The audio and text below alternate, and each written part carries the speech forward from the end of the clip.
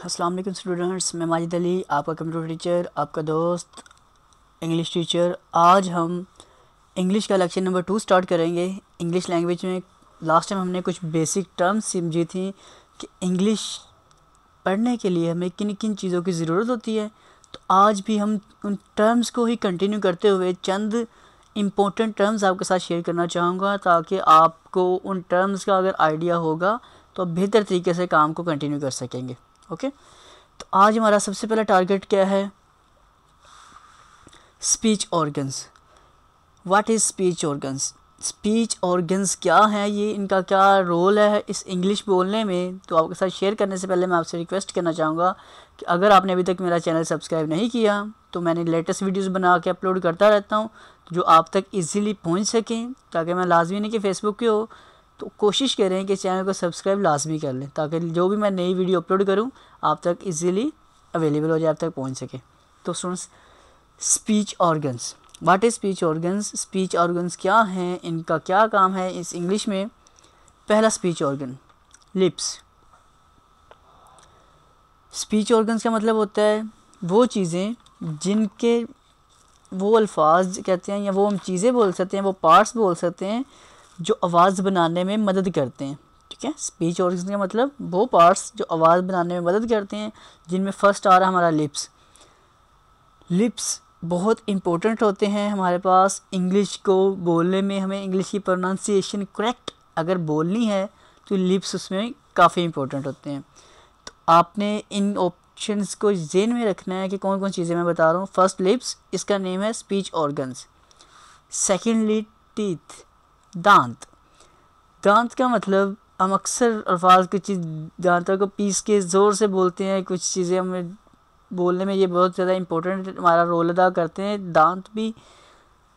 Lips, secondly हो गए teeth, दांत, जिन जो हमें बोलने में चीज़ें बेसिकली मदद करती हैं, चीज़ें जो आवाज़ें बनाने में मदद करती हैं, वो होती हैं ये चंद एक चीज़ें। दूसरी चीज़ आ गई ये वाली, फर्स्ट था लिप्स, सेकंड हो गए टीथ। ये आपको सारा कुछ इसलिए बता रहा हूँ, आप भी समझ रहे होंगे सर ने क्या स्टार्ट कर दिया, नई पार्ट्स समझाने शुरू कर दिए। तो बेटा, ये समझाने का मकसद ये है, स्पीच ऑर्गन्स जो आप न्यू यूज़र हैं आपके लिए शायद ये लगे कि वैल्यूएबल चीज़ें नहीं हैं, लेकिन अगर कोई इंग्लिश का प्रोफेशनल इस लेक्चर को सुनेगा तो वाकई अप्रिशिएट करेगा कि हाँ जी, वाकई कुछ काम की चीज़ें आपसे शेयर कर रहा हूँ। ओके, तो इसको अभी लाजमी समझें। जब आप थोड़ा सा आगे बढ़ेंगे, किसी नॉलेज वाले शख्स से मिलेंगे तो वो आपको बताएगा कि हाँ जी, ये बेहतर आपको पता होनी चाहिए थी चीज़ें, कौन कौन सी चीज़ें हमें आवाज़ बनाने में मदद करती हैं, क्योंकि इन चीज़ों से ही करेक्ट प्रोनाउंसिएशन निकलती है। अब जो वर्ड बोलना होता है, कहीं आवाज़ हाई होती है, कभी हमें फूंक के ज़रिए बोलना पड़ता है, जैसे एफ, इस तरह लिप्स के ज़रिए, कुछ टंग के ज़रिए, कुछ दांतों को पीस के, कुछ दांत, इस तरह ना बहुत मेथड्स होते हैं बोलने के। जैसे जैसे आगे बढ़ेंगे आपको समझ आते जाएंगे। टीथ, जबड़े। जबड़े भी हमारे, जब हम दाएं बाएं जबड़े मूव करते हैं, इनसे भी आवाज़ पैदा होती है, तो ये भी एक इम्पोर्टेंट पार्ट है आवाज़ बनाने में। Alveolar ridge. एल्वियोलर रिज का मतलब होता है जहाँ दांत ख़त्म होते हैं, जो उसके ऊपर वाला हिस्सा होता है, वो बेसिकली है हमारे पास ये वाला पार्ट। तो ये भी जब डेफिनेटली दांत मूव करने इनकी मदद से, तो ये भी एक इम्पोर्टेंट पार्ट है आवाज़ पैदा करने में। टंग, ज़ुबान। हम लोग सिर्फ यही समझते हैं कि जी ज़ुबान है तो बंदा बोल सकता है, तो ज़ुबान नहीं है तो नहीं होता। लेकिन ज़ुबान एक अहम चीज़ तो है ही है। जो बाकी पार्ट्स बोल रहा हूँ वो भी इम्पोर्टेंट हैं आवाज़ें बनाने में, आवाज़ निकालने में। ये तो सबसे बेसिक चीज़ है ही है, इसके बगैर तो नामुमकिन हो जाता है ना बोलना। लंग्स, फेफड़े। इन फेफड़ों से भी बोला जाता है। हम कुछ ज़ोर से बोलते हैं कि और मज़ीद ज़ोर से बोलते हैं तो हमें फेफड़ों तक ज़ोर लगा कुछ अल्फाज, जैसे हम कोई स्पीच कर रहे होते हैं तो वहाँ पे हमें ये जो पार्ट्स हैं लंग्स, ये बहुत ज़्यादा सहारा देते हैं, फ़ायदा होता है, मतलब हमें ऑप्शन देते हैं कि हम इससे ऊंची आवाज़ से बोल सकते हैं। तो आवाज़ बनाने में ये वो चीज़ें हैं जो हमें मदद करती हैं। इन स्पीच ऑर्गन्स के बाद अब थोड़ा सा आगे बढ़ते हैं।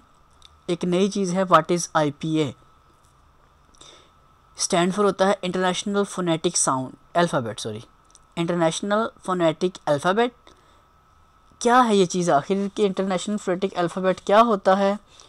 इसको मैं आपको थोड़ा सा ये क्लियर कर दूं, IPA ऐसा अल्फ़ाबेट होता है जिसका कोई भी शख्स किसी भी ज़ुबान के मुताबिक आवाज़ निकाल सकता है, मगर उसको IPA का नॉलेज होना लाजमी है।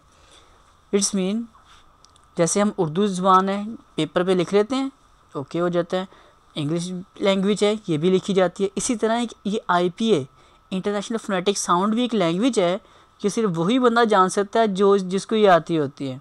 ओके, तो जो हमने मेन सीखनी है, जो इस करेक्ट प्रोनाउंसिएशन के लिए जो लैंग्वेज यूज़ की जाती है बेसिकली वो IPA ही होती है। जैसे गूगल में सर्च करेंगे तो अजीब से ऊपर वर्ड देता है, नीचे अजीब सा कुछ लिखा आ जाता है, टेढ़े मेढ़े से वर्ड, हमें समझ नहीं आती कि पता नहीं क्या बोल रहा है वो।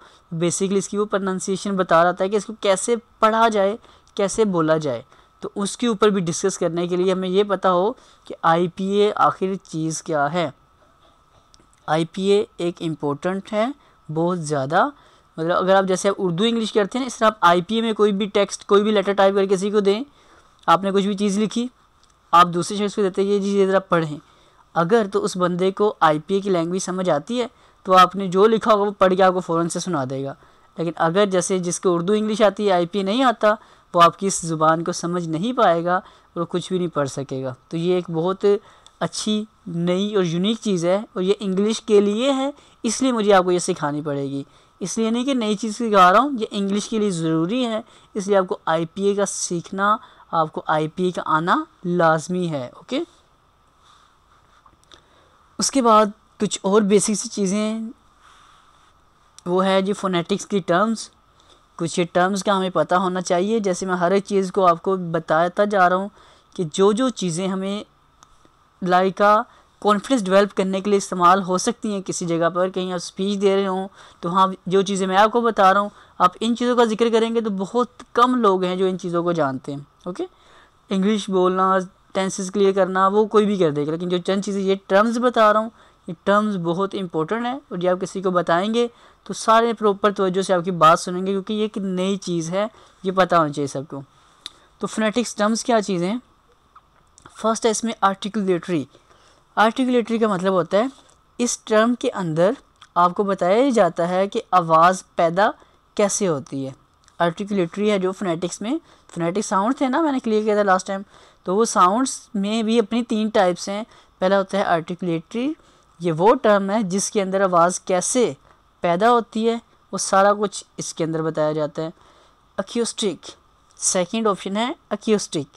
इस टर्म के अंदर आपको ये बताया जाता है कि मेरी आवाज़ आप तक कैसे पहुंचती है, मतलब मैं कोई चीज़ भी बोल रहा हूँ जो आप तक आवाज़ पहुंचती है, उसके जो सारे टर्म्स वगैरह सारा जो काम है वो किस चीज़ के अंदर काम होता है, अक्यूस्टिक्स के अंदर बेसिकली काम होता है। और लास्ट चीज़ है अपने पास ऑडिटरी।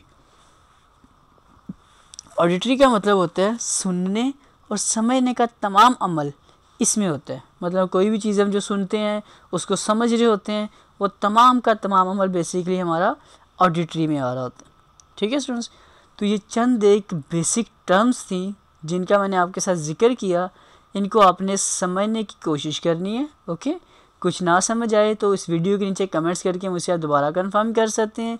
अगर इस लेक्चर आपको अच्छा लगे इसे लाइक करें, शेयर करें, और अगर अभी तक आपने मेरा चैनल सब्सक्राइब नहीं किया उसको लाजमी सब्सक्राइब कर लें। अब नेक्स्ट आपसे मुलाकात मेरी होनी है एक नए लेसन के साथ, लेकिन अभी 2 चीज़ें फर्दर हमें थोड़ा सा डिफरेंस ये भी समझना है कि कॉन्सोनेंट्स में और वावल्स में क्या फ़र्क है।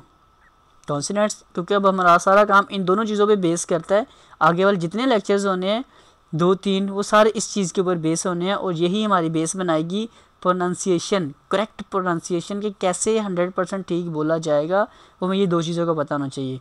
तो कॉन्सोनेंट्स को आपने इतना समझ लेना है बात इसकी कि वो कॉन्सोनेंट्स क्या होते हैं,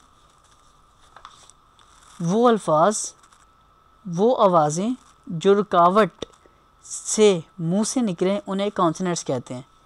मतलब कुछ ऐसे अल्फाज होते हैं जो मुंह से निकालते हैं लेकिन हमारा मुंह से रुकावट वो पैदा करते हैं आकर, तो उन्हें हम कॉन्सोनेंट्स बोलेंगे। और हर वो अल्फाज, हर वो वर्ड्स जिनको हम बिना रुकावट के निकाल लें उसे वावल्स बोलते हैं। ओके, दोबारा क्लियर कर देता हूँ। कॉन्सोनेंट्स का मतलब कॉन्सोनेंट्स 24 होने और 24 ऐसी आवाज़ें हैं इंग्लिश में जिनको हम जब बोलते हैं तो रुकावट, रुक के गले से निकलती है वो आवाज़। और 20 ऐसी आवाज़ें हैं जैसे हम बोलते हैं उसमें कोई रुकावट नहीं होती, प्रॉपर आप स्ट्रेट इजीली इसको बोल सकते हैं। तो ये इन चीज़ों पे अब फर्दर मैंने लेक्चर आपका स्टार्ट करना है कॉन्सोनेंट्स और वावल्स का। तो यहाँ तक का आपको लेक्चर तकरीबन सारा समझ आना चाहिए। आपसे दोबारा फिर मुलाकात करेंगे एक नए लेसन के साथ। तो इतना जहाँ तक हुआ है इसको आपने समझने की कोशिश करनी है। कुछ नहीं समझ आए तो मुझसे लाजमी शेयर कीजिएगा, ठीक है स्टूडेंट्स। तब तक के लिए अल्लाह हाफिज़। फिर मिलते हैं एक नए लेसन के साथ और इन टर्म्स से बाहर आकर इंग्लिश फिनोलॉजी की तरफ जंप करते हैं। ओके, तब तक के लिए जी अब अल्लाह हाफिज़।